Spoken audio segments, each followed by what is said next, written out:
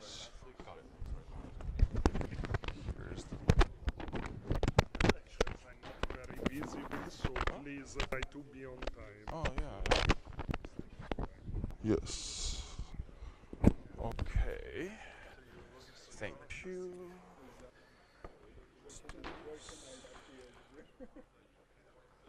The next talk is by Shan, and is on Bayesian Inference by Symbolic Disintegration.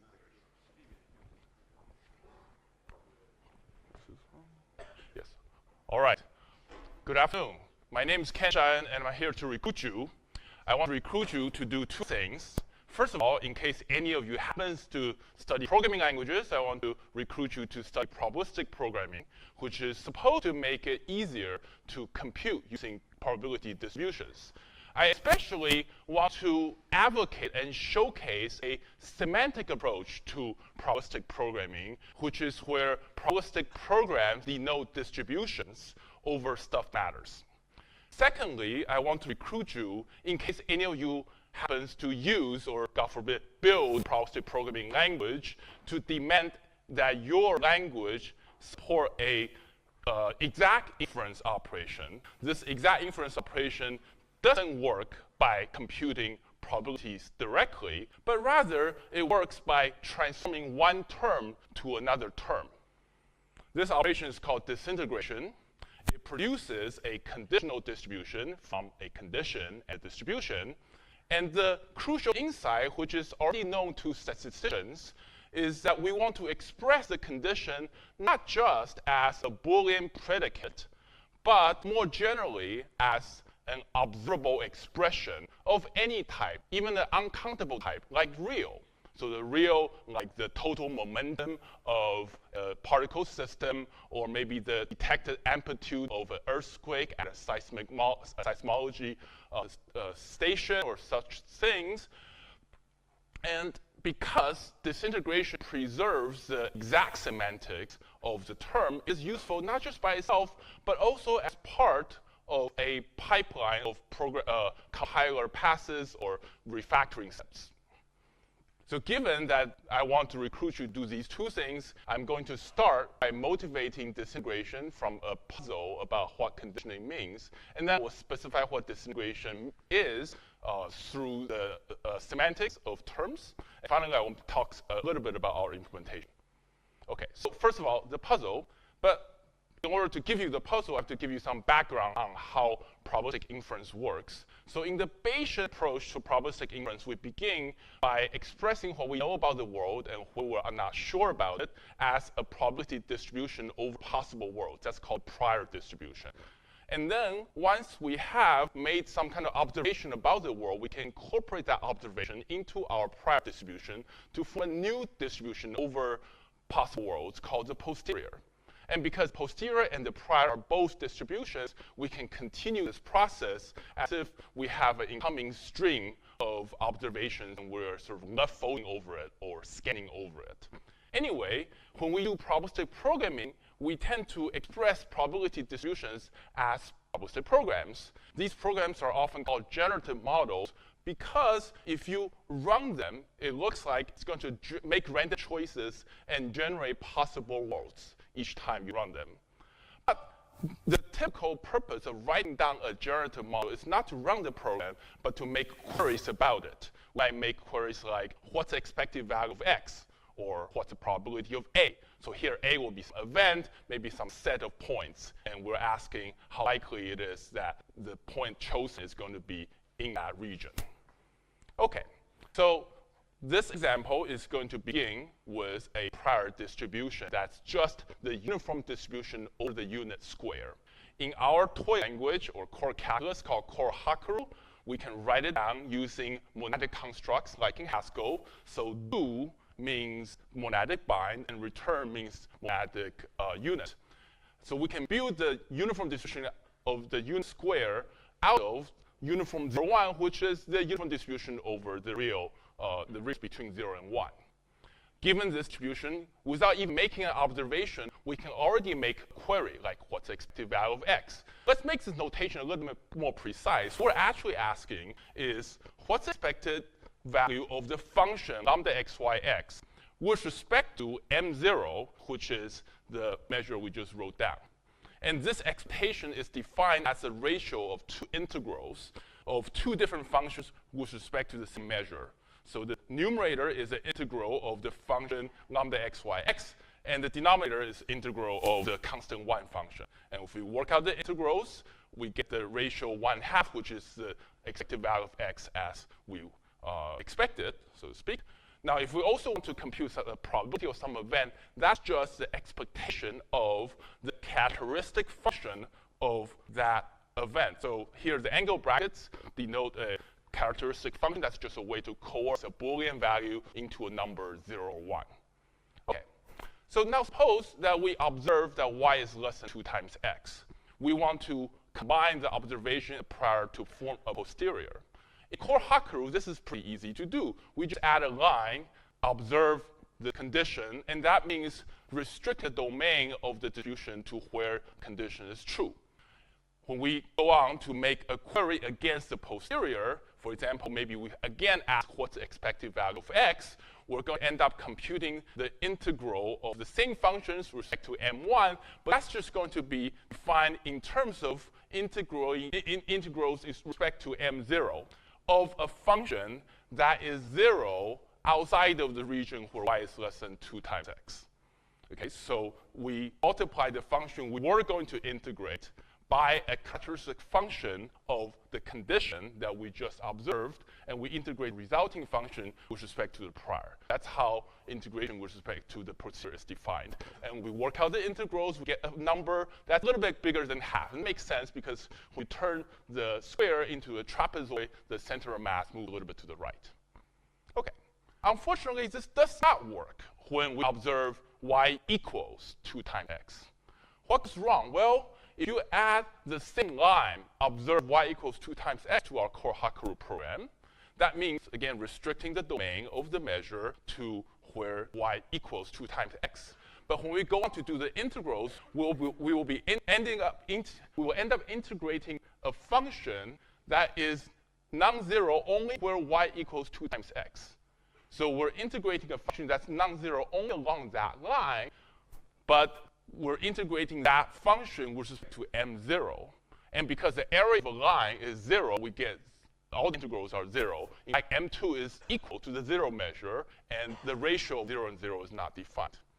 Okay. Now, someone might say, well, obviously, if you start with uniform distribution over the unit square, and you condition on y equals 2 times x, you should get uniform distribution over the line segment. But it's not true. There's actually a whole bunch of answers to the question, all valid, to the question, what is the posterior distribution after observing y equals 2 times x? So if all we have is that Boolean predicate, y equals 2 times x, that's ambiguous. It does not help us choose among all these possible valid answers. Here's some more detail.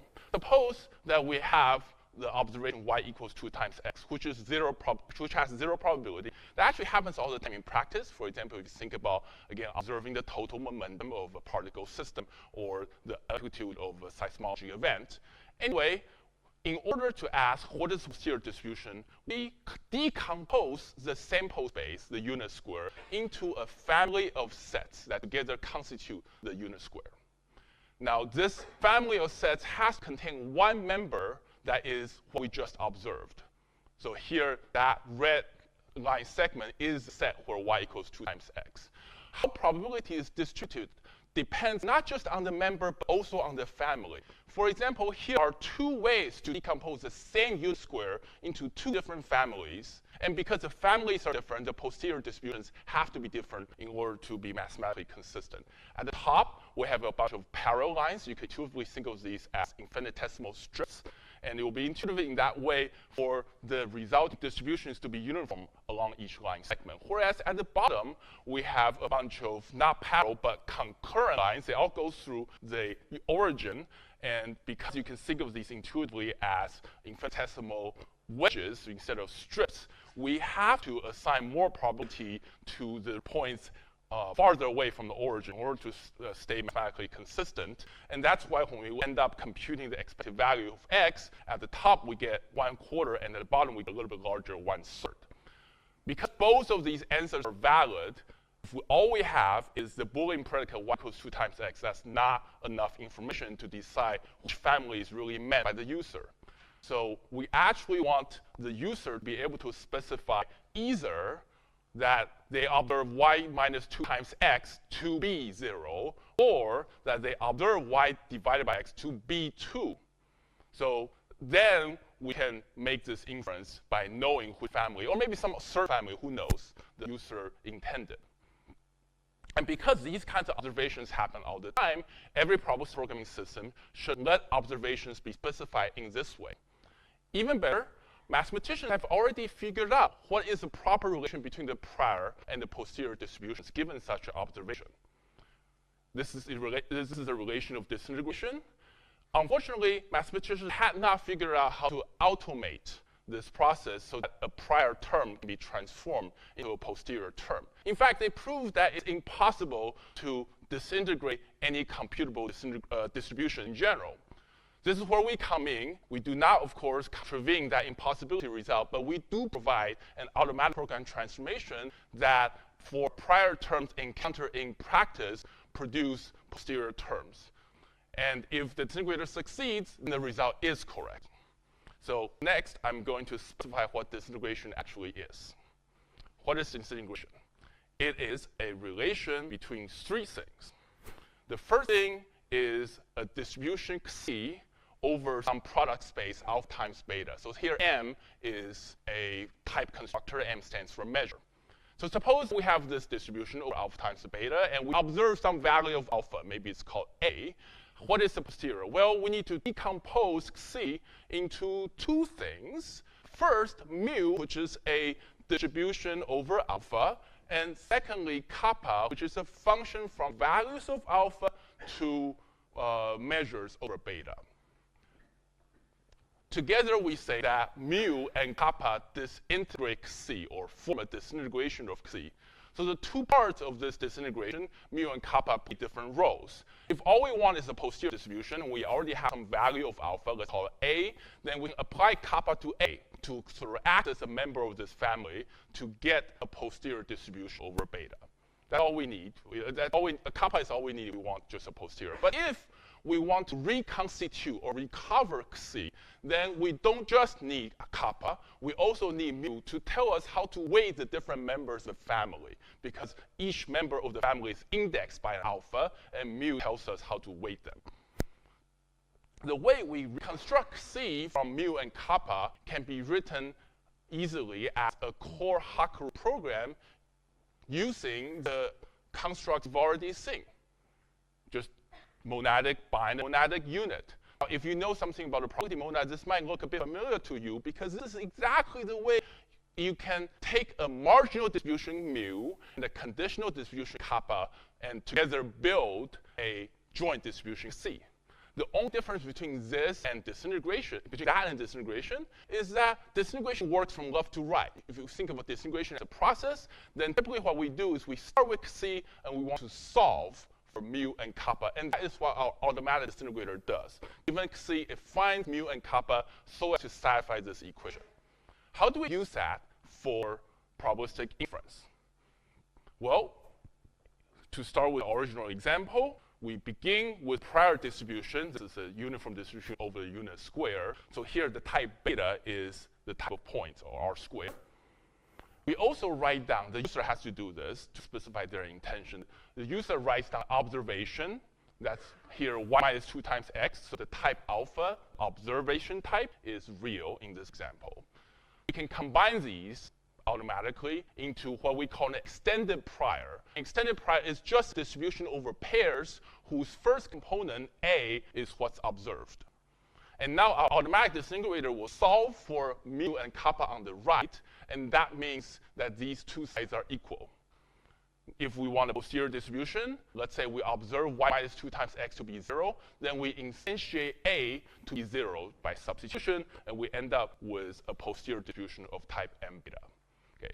And this answer really depends on what observation the user specified. If the user says that they want a family that's indexed not by y minus 2 times x, but by, let's say, y divided by x, then the answer produced by the automatic distributor will be different. It's going to contain this line factor x, which means to multiply the probability distribution by some kind of density x. So when x is larger, there's going to be more probability, and so the expected value of x is going to be a little bit larger, 1/3 rather than 1/4. Okay? So to summarize, disintegration is defined as an equation between two terms. And so in order to finish defining disintegration, we really have to appeal to some kind of denotation semantics for these terms. And that's where measure theory comes in. Measure theory allows us to specify a compositional denotation for these terms so that we can define disintegration. And it turns out it also allows us to implement disintegration by equational reasoning. I especially want to advertise how we, in our paper, formulated disintegration as in terms of a measure theory, where measures are defined not as sort of you might be used to or typical, but as what's called integrators. So this is slightly non-standard but not novel formulation that we really like and really help us reason our work. Okay, so let me give you a glimpse of that. So the way we like to think about measures is that a measure over alpha is a high-order function. It's a function that takes as input a function that you might want to integrate.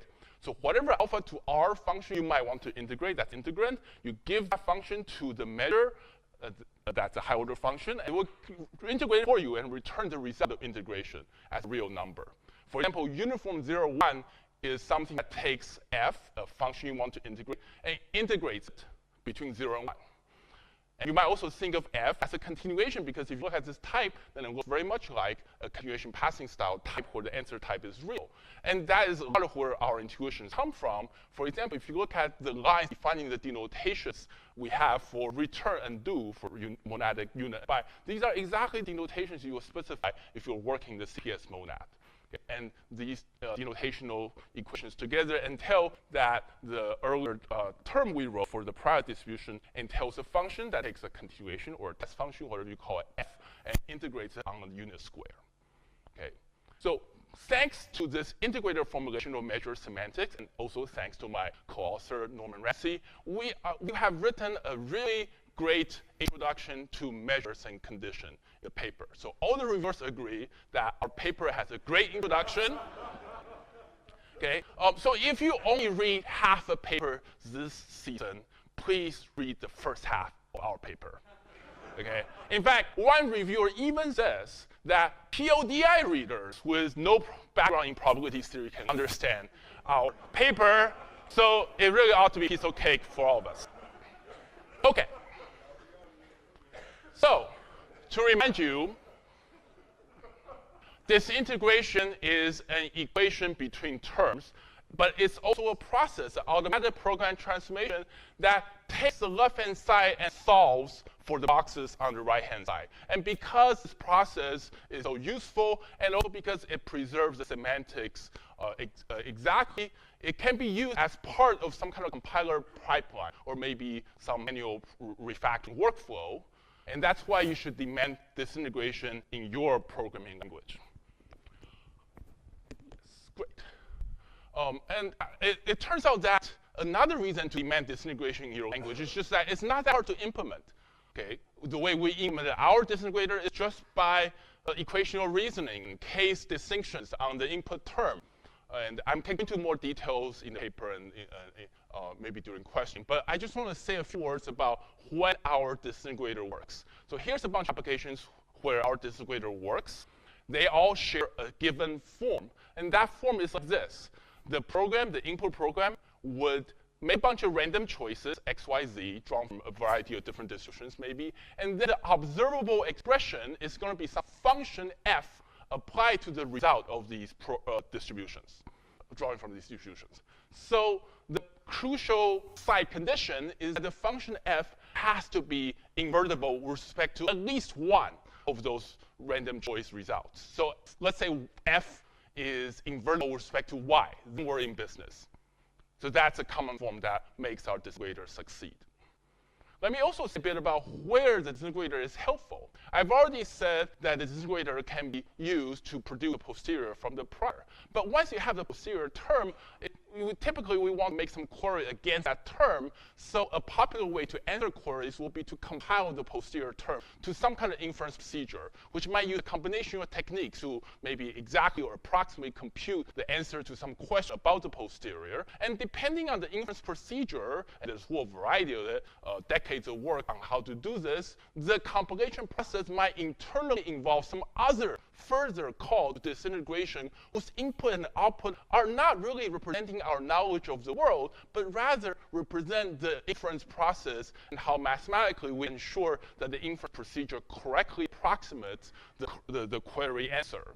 And in those cases where we find we have to extend the disintegrator, and we're sort of doing ongoing work to do that extension to handle further cases that we want to disintegrate. Things like where the first answer mu cannot be the Lebesgue measure, or places where the input program contains arrays and so on. Okay. So disintegration, to summarize, is a program transformation as well as an exact inference procedure that produces conditional distribution from a distribution, and a condition that's expressed not just as a Boolean predicate, but more generally as an observable expression of any type, even reals and other uncountable types. So please demand disintegration in your probabilistic language. Please reason about your probabilistic programs using denotations that are distributions, and please read the first half of the paper. Thank you.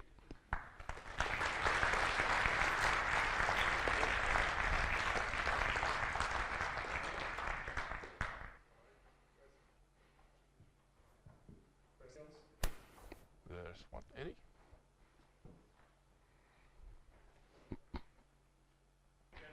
Thanks for this talk.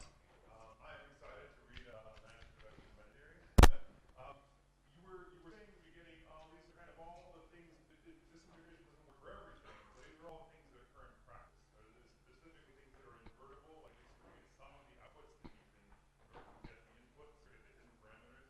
What about, so I guess there's some models, well, specifically like Dirichlet processes and other things like that, where you have to have a hidden cluster number that determines the Labor distribution. Yeah, that's okay. It's okay if, I mean, some of the examples involve, like for example, if you want to do document classification, then typically the classifications are hidden. But yeah, you don't have to use all these variables. You could totally choose some x and then use maybe x to choose y and z, but not use y and z in your return. That's totally fine. Yeah. That will help. Okay.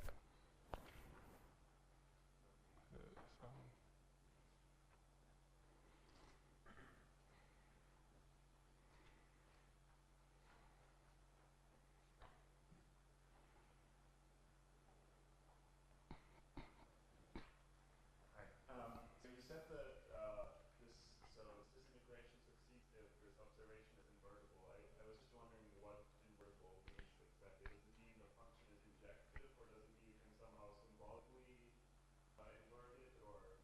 Yeah, it means that our system can symbolically invert it. It's okay if it's piecewise invertible. For example, sine is fine. In the end, of course, our system has to know, our disintegrator has to know something about the symbol sine. Another way to put it is that what actually happens is comes out in the equation derivation of the disintegrator is we need to change the integration variable of an integral, right? So as you might recall from calculus, when you do that, you need to invert that function that relates the two variables, the before and after, and that's what has to happen here.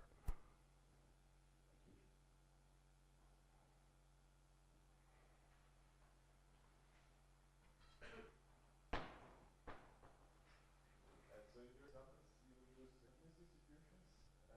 Does your approach do anything useful if the distribution is maybe hybrid, so that you possibly forgetting mass in some points, but doing continuous distribution in other parts of the space? So when you say hybrid, do you mean a sum of like a Dirac distribution with a Gaussian distribution? Okay, yeah.